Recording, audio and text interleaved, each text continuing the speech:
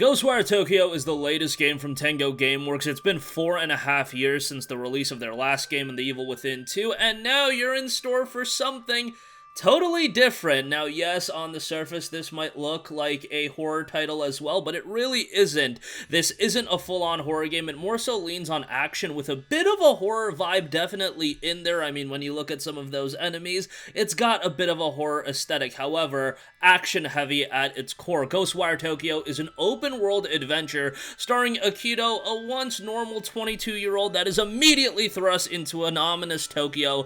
Along with Akito, you are quickly introduced to KK, a spectral being that becomes one with Akito to take down a man simply known as Hanya, who is shrouded in mystery, however, has abducted Akito's sister. So that's as good of a reason as any for Akito to be thrusted into this world of peril. Akito is fairly generic at first, but goes through a good bit of growth throughout the story. KK is a bit more on the mysterious side as well, and you find more about him as you play the game. I really think people are going to gravitate towards the character of KK a little bit more. They're both like 1A, 1B as far as the main character goes. We'll talk more about the story and the characters at the end of the review. Don't worry, no spoilers. We're not going to get into that. And we, of course, got to talk about the great villain in Hanya, who was fantastic, but wait on that.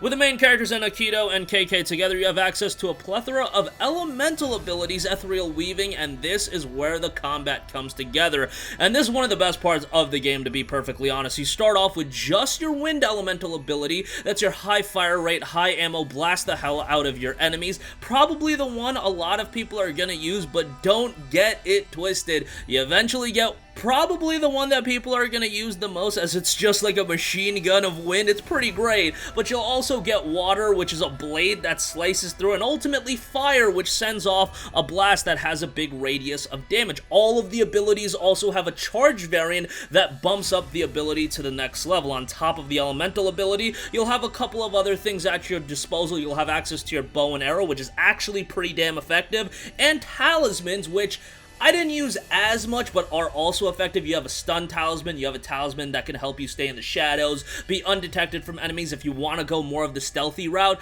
you'll definitely want to take advantage of some of those talismans. However, to me, the star of the show was your elemental abilities. It looks fantastic, and the abilities are different enough that it's wise to use a specific element in specific situation. There's also an interesting mechanic where if you land enough shots on a weak spot of an enemy, a core will be visible for a limited time, and you can destroy that, destroying the visitor to the enemy as well, and it'll also lead to you regaining health and ammo. Now, as far as ammo goes, if you're thinking that you're gonna run out of ammo, I really wouldn't be too worried about that. It's pretty darn plentiful, and you'll have a constant opportunity to destroy objects around you to get more ammo. If you don't see any objects around you, just hit the square button. That goes into a bit of a detective mode, and it'll glow on the objects, which you can just go up to them, hit the R3 button, it'll destroy it. You'll get a bunch of ammo there. Again, I really didn't have an issue with ammo outside of like 1 or 2 instances where I was just scrambling to find objects to destroy, but again, it's fairly simple, and you're not going to have too much of an issue having ammo. You can also kill the visitors to get the ammo back again. It's fairly simple. But back as far as getting the core to appear on enemies, it's an interesting mechanic because there is a little bit of a risk-reward evaluation you have to do as you play. If a core is visible, all you have to do is hit the L2 button and leave yourself vulnerable for a second to destroy the core. However, again, that leaves you vulnerable, and if you have a mass amount of visitors, enemies coming at you and attacking you,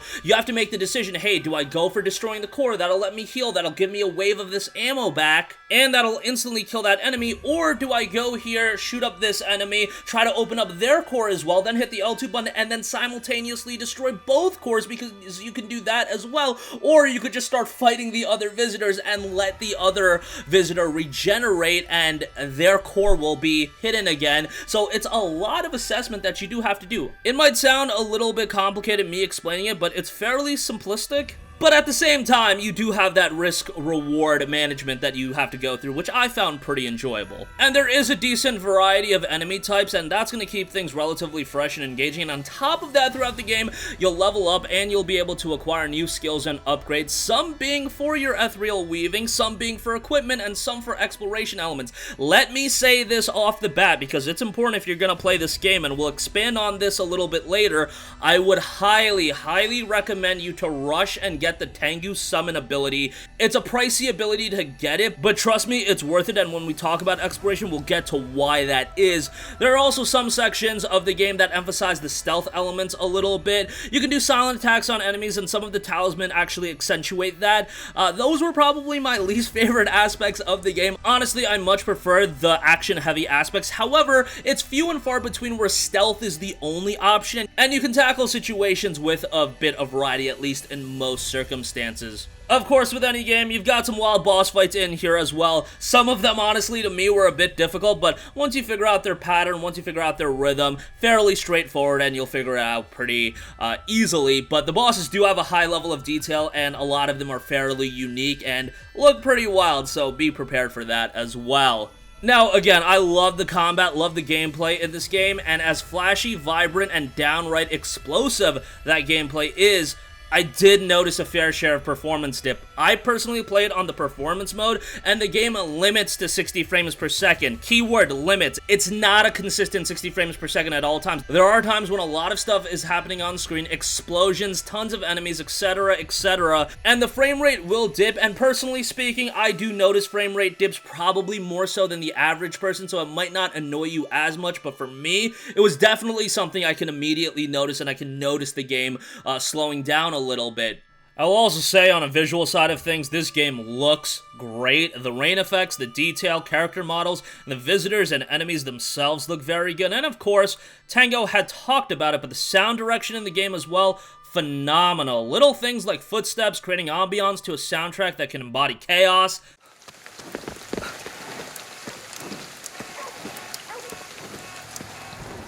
Bit of melancholy, and again, that horror that definitely is in the game, but isn't the focal aspect of the game, that's there too. The tracks are great and creates a very engrossing world. Thumbs up to the soundtrack, one of the best aspects of the game as well, on top of the gameplay.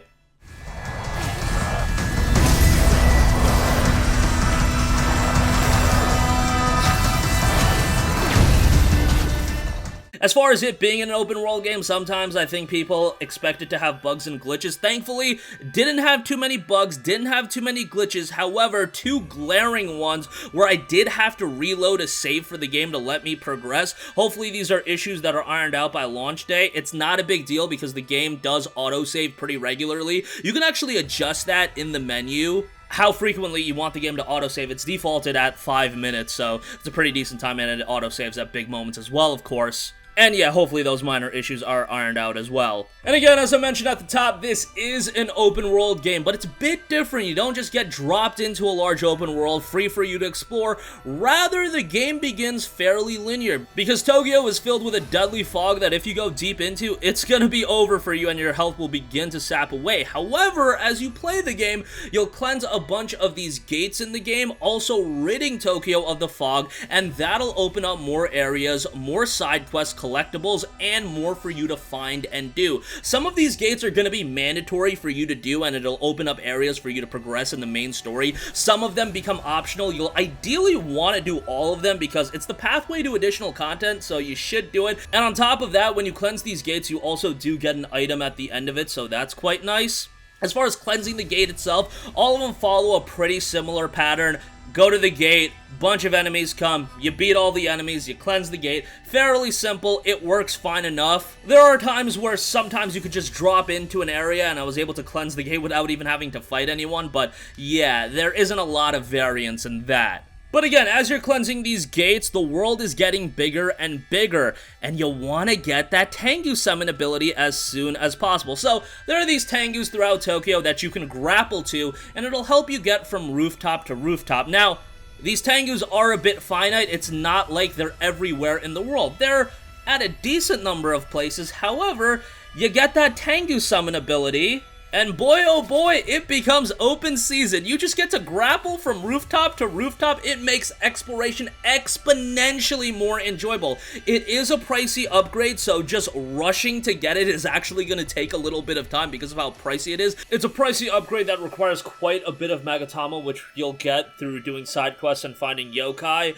but it's one that I would highly recommend, and it takes exploration from being just okay to pretty darn enjoyable. But again, exploration, especially if you're doing all the side content, is a big element of this game, and it really just makes it a lot more enjoyable. Again, highly would recommend you to rush that upgrade, or at the very least, just get it when it's available, because it's just going to make the overall game for the entirety of the playthrough after that more enjoyable, in my opinion. And with cleansing these gates, that opens up new content for you to do, most notably the side quests, and these vary in quality and length. Some of these are super simplistic. We're talking go over here, catch a yokai, and boom, you're done with the side quest. No longer than 2 to 5 minutes at times. Some require you to go over to an area, protect someone from visitors for a duration, and make sure their health doesn't go to 0. While the content is plentiful, and I would say a bit varied, it does also get a bit redundant. The side quests aren't anything to really write home about and are fairly basic, and if you're talking about it from a narrative standpoint, yeah,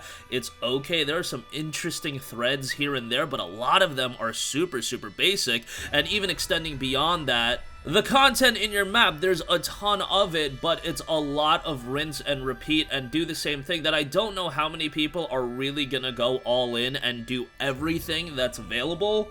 Just because of how redundant it gets. It might be something where you dabble in it here and there, do a decent bit of it, but are most people going to 100% it? I just don't know if that's going to be the case, because I don't think the content from the extra content is just compelling enough for you to invest the time to do absolutely everything. You're going to jump in and do a couple side quests here and there, but for the most part, I think some people are going to do a couple side quests, cleanse a couple gates, maybe cleanse all the gates, but then stick to the main quest, because that is where a large portion of the quality is.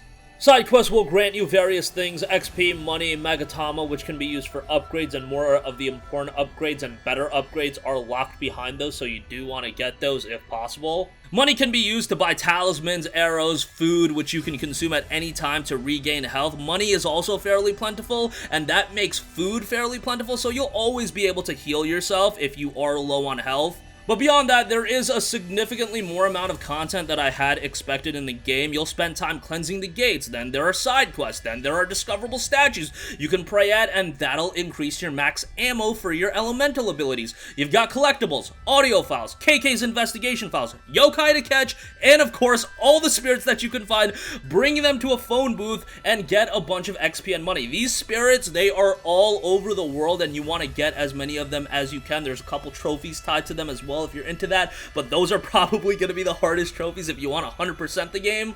That's going to be a decent undertaking, all things considered. And oh yeah, if all that wasn't enough, you can also pet a dog, give it some food, and have it dig up money out of the ground, and trust me, that never gets old. Credit to the dogs, sometimes they will, outside of digging up money for you, also lead you to points of interest and things that you have to do for quests. So that was a pretty interesting aspect added to the game, and honestly, petting a dog never gets old, and I think a lot of you guys are going to agree with me on that as well. With all that content, it is a fairly sizable game. Now, let's be real, if you do rush through the main story, it's not a super lengthy game. It'll probably be, 12, maybe 13 hours. But once you're talking about 100%ing the game or doing a significant amount of content in the game, that's going to be a fairly lengthy task and probably can extend the experience to north of 25 hours. And credit to the collectibles, the investigation files, the audio files, and everything like that. There is a pretty good data section as well that gives you some background on everything you find. That includes the collectibles, audio logs. Alright, the final aspect that I want to get to is about the story, because it was very compelling at first. There was an insane amount of unknown throughout the first portion of the game. Yeah, KK was with you the whole time, but you really didn't know his backstory, what he was after. Hanya, who was just a nut job of a great main villain, his motives began to unravel, and I was super invested for the first half, 60% of the game or so. Towards the end, I'm not gonna say the story got bad, it didn't get jumbled or anything like that. I felt like things were happening so fast, and a lot of the potential great ideas that were in my head of where the story could go, they weren't completely fleshed out. It seemed like there was so much more you could have done with this story, and then it just kind of abruptly ends. And it's not like the ending was bad, far from it. The ending was actually pretty apropos to the whole story of the game and the themes of the living and the dead, and I think a lot of people will be satisfied with the ending. I just think there was a lot more potential for these characters to have been fleshed out, and maybe we'll see that at some point realized, but I have to assess the game for what it is now, and I did feel like it underdelivered a little bit towards the latter portion of the game. Also, one other thing about the story, kind of relates to the story, the game defaults to Japanese audio, and honestly, for a good reason, the Japanese voice acting performance is superb. They knocked the casting to this game out of the park. Hani in particular, I just thought sounded like an absolute menace.